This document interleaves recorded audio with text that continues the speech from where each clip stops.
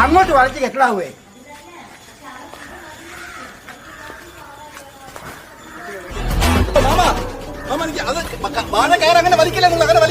കരിഞ്ഞു നിൽക്കുന്ന വാഴ മറ്റൊരു സൈഡിലേക്ക് വലിക്കുമ്പോൾ അതിന്റെ വേരുകൾ പൊട്ടാനിടയുണ്ട്.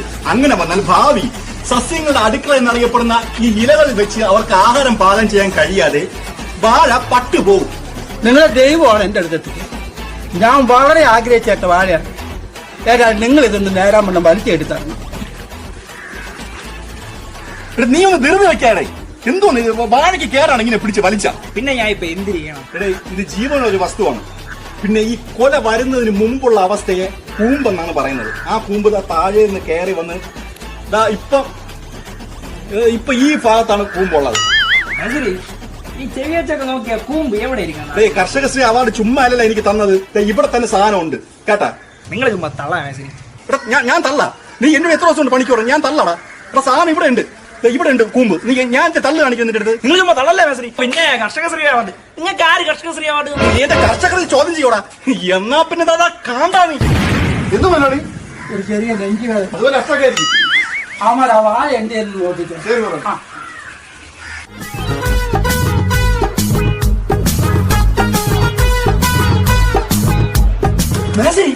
നീ കണ്ടോ? നിങ്ങൾ എന്ത് ചെയ്യാ മേസരി? നിങ്ങൾ എന്തിനാ കാണിച്ചു വെച്ചിരുന്നത്? ആ ക്രമനൊക്കെ വന്നു കണ്ടു കഴിഞ്ഞാൽ നിങ്ങളൊന്ന് തൊണ്ണാറണിഞ്ചിന് നടത്തും. ഒന്ന് മിണ്ടാതില്ല ബിജു. ഒന്ന് പേടിപ്പിക്കാതാ. ഞാൻ ഒരു കാര്യം കാണിക്കാൻ പോവാണ്. നീ എന്റെ കൂടെ നിന്നോണം.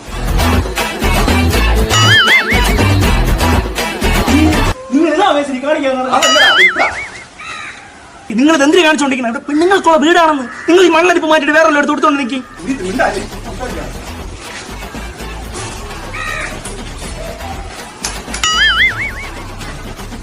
മതിയാടേ.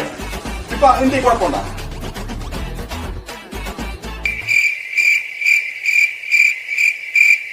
ഇതെന്തുവാണ് നീ കാണിച്ചു വെച്ചിരിക്കുന്നത്? ഇത് പുതിയ തരം ഒരു കൃഷി രീതിയാണ് മാമ. അപ്പോഴേ ഞാൻ പറഞ്ഞു ഉടനെ മുരുക നീ എന്നാ വാഴ തുണിയെ കഴിക്കേ. മുരുക അയ്യടാ പിടിയടാ.